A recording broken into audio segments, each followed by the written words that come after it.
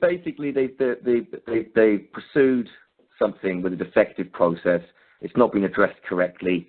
They've been made aware of it several times, been warned that, that they'll be charged if they continue, because it's now becoming a trespass on the time, and it's causing distress and harm.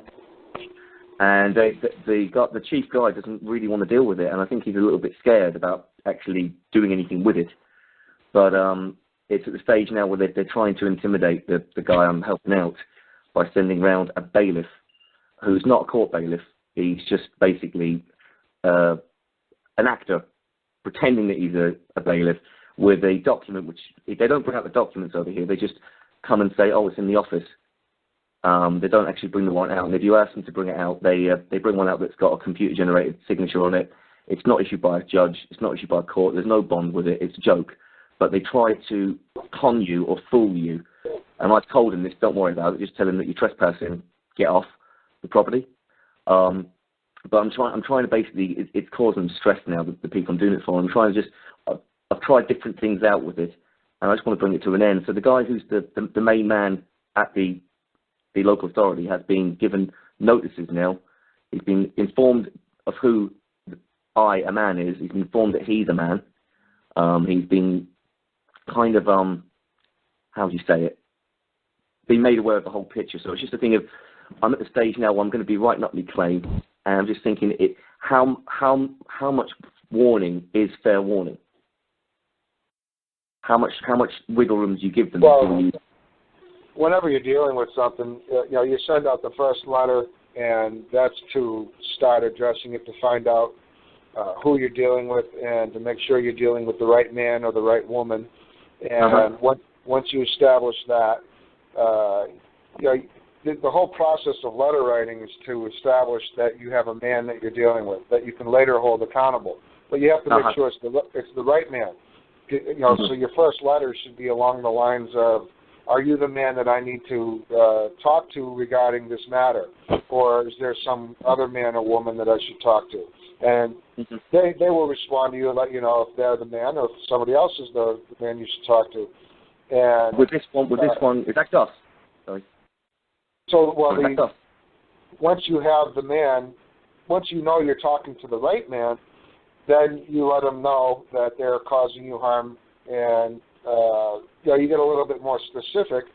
And if they have a problem with you and continue to do this, then you give them the fair warning that you're going to seek some kind of remedy if they continue. And then if that doesn't work, you have them served with notice. You have a process server bring notice to them and serve them with a notice that they are causing you harm. Cease and desist. Come no further. And the next step is to file a claim. Yeah, I mean the thing is, what I've gone with it so far is that because they've been sending it out to a very ambiguous name, and no one at the address at that property lives at that property actually has that name. I've been sending it back, begging them as nice as I can to write to the right name, and then I'll deal with it. But they don't want to do it, because if they do that, their whole process is completely messed up. And they're pretty hardcore in not wanting to lose out on a few pounds here and there or a few dollars. Well, when you say it's not the right name, are they addressing you as Mr. Smith instead of John Smith, or are they addressing an entirely wrong person? No, it's Mr. P, and they were told, I wish to, if you want to contact me, I wish to be addressed as the full name, and if you keep writing to the name they're writing to, I'll be sending the mail back to you. Write to me with the correct name, and I'll do anything you want.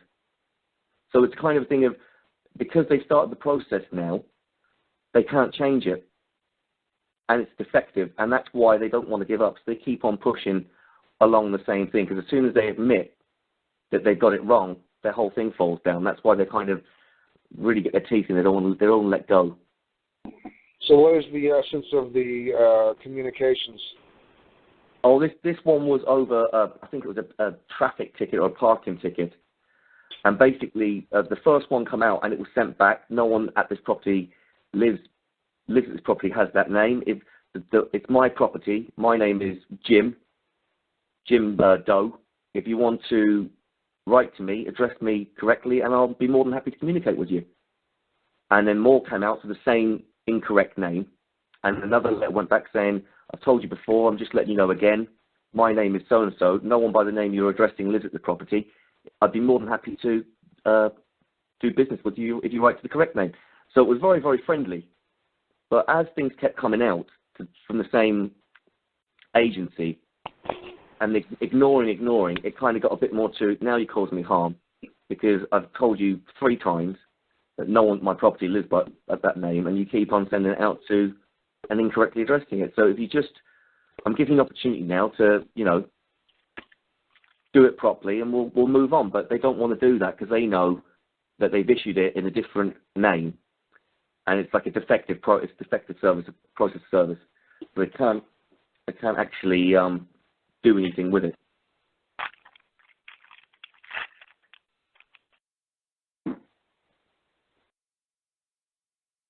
Well, I'll tell you what. Let me see. Sorry, guys, I know it's a head scratcher.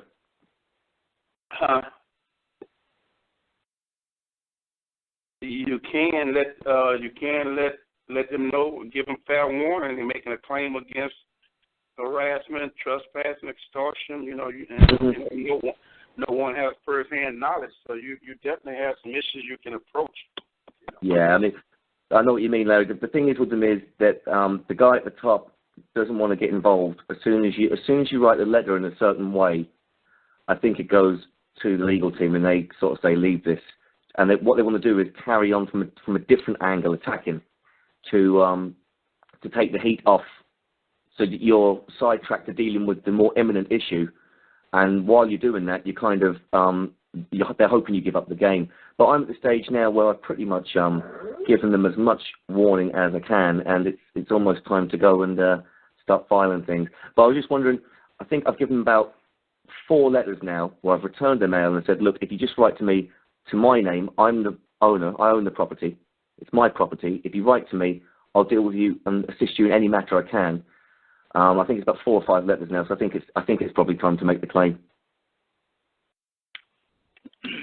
Well, before you make the claim, you're going to need to send them a notice.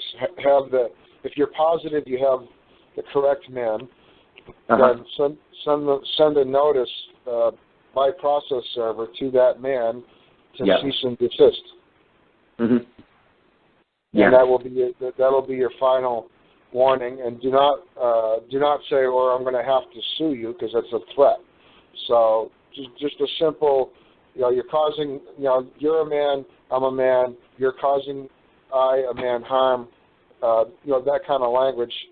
Dear Bob's greeting, I know you're a man, and I know that you're, you're in charge of this agency, and your failure to properly train and discipline your employees is causing a man, harm. That's good. That's good. I like that.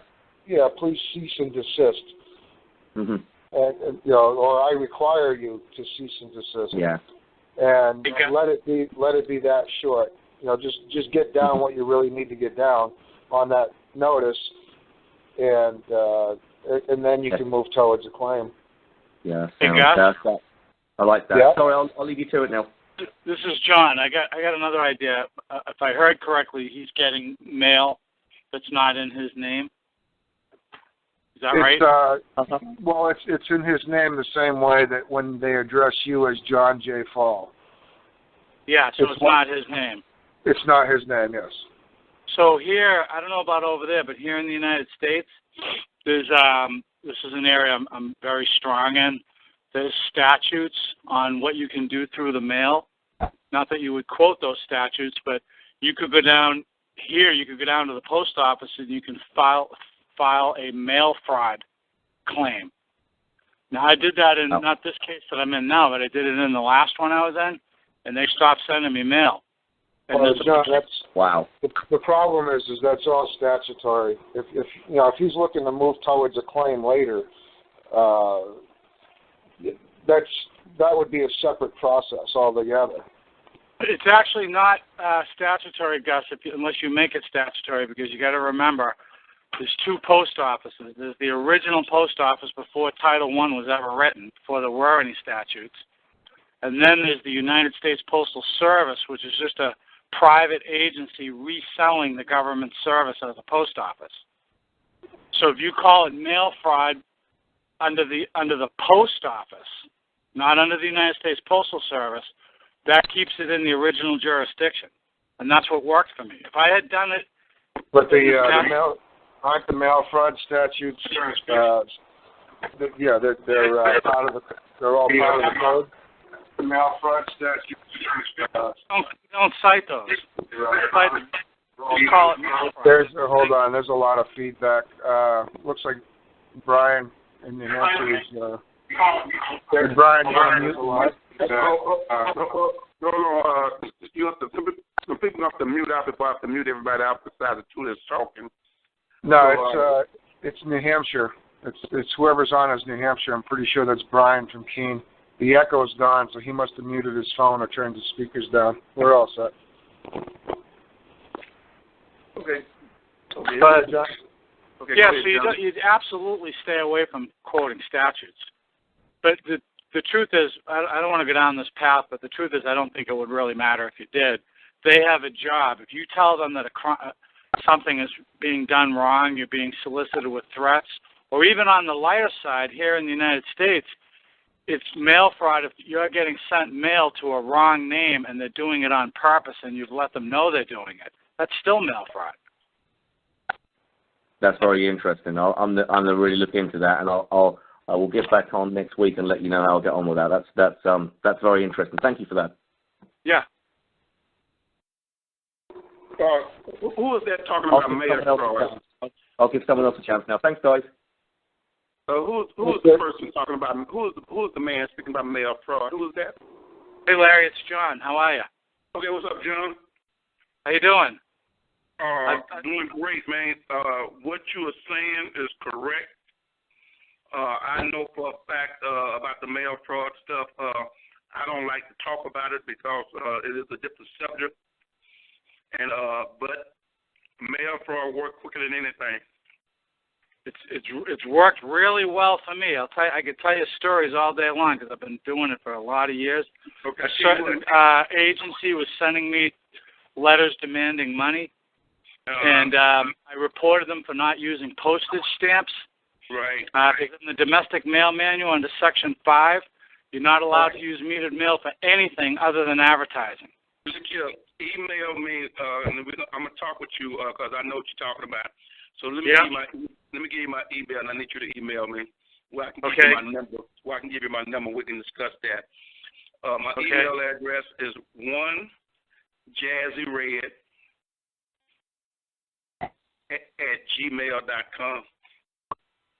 Okay, you got it. I'll get that to you. And I'll put in the subject. Put in the subject mail fraud. Got it. I got a lot of research on it. I got a lot of documents, so I'll put it all in there. Oh, I'm gonna tell you, when I retired, I retired from the post office. Okay. I was in the post office for 34 years, so I know exactly what you're talking about. It's just that, like, I don't really talk about it a lot because,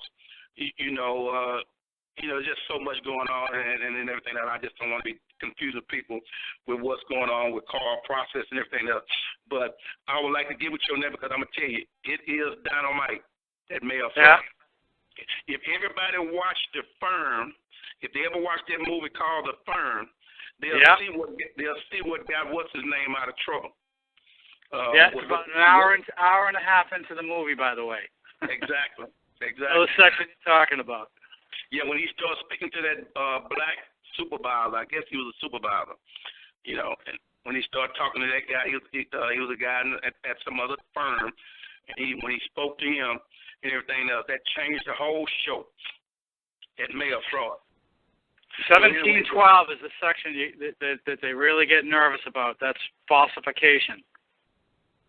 Yeah. They get real nervous about that. It worked so well for me, Larry.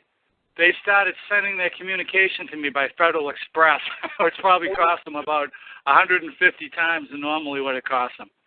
Oh, yes. See, people don't understand. The largest they go to school, then when they take their bar exam, one of the biggest things on their bar exam is mail fraud. I'll tell you another great tactic. If you're really undergun, you take the metered mail. Okay, you know, because you're in the post office, the metered mail has a serial number to it. You go down to the postmaster and you say, I want to look up and see how much money was on account with this serial number the day before it was mailed to me. If there's no money on the account, and there never is, it's mail fraud. You have to have paid postage. Oh, they gonna know. They gonna know what you're talking. When you send that back, this is what you really can do. And I really don't want to get off the topic that much. Yeah. So I'm gonna say this, and we're gonna get back on the topic. Is that what you do is when most letters that come through the mail, they are not hand canceled. I mean, they are not canceled. Right. And any first-class mail should be canceled, and then you know that it went through the postal service. And if it's not canceled, it's mail fraud. And what people are doing now is that once you get that mail, quit. If it's first class, quit opening it so fast. Because if it's first class and it's not canceled out, a letter is canceled out when it has 6 lines going through the stamp. It's letting you know it went through the postal service. If it comes through and is not canceled out, then there's a means of fraud that's being perpetrated on you. So what you do is before you open that letter, you put up a 3-cent stamp, a 4-cent stamp, or a stamp, and you put it right back in the mail. And when you put it right back in the mail, it's going to come back canceled. It's going to automatically come back canceled when you send it back with a postage stamp on it. Yeah. And once it come back canceled, and you make your copies and everything else. Once you do that, you make your copies, and in other words, you make your copy when you get a letter, first class mail is not canceled. You make a copy of it. Then you put a stamp on it, put it through the mail, and then once it comes back, then you make another copy. Now, what you're gonna do with that lawyer, you're gonna send him a copy of that mail, that letter that he sent through the mail that wasn't canceled. Then you're gonna send him a copy with the one that you canceled, and all you got to say is, can you spell mail fraud? And you're not going to hear from him no more. That's right. You're not going to hear from the lawyers at all. I mean, and really, the sad part about it is because people don't take, the mindset, and I knew I forgot about it when I was delivering mail, is that 98% of all mail comes to the post service is mail fraud. That's right. 98%. And I mean, that's a and see, the UPU protects, and you can get that UPU manual, and it'll tell you all about mail fraud.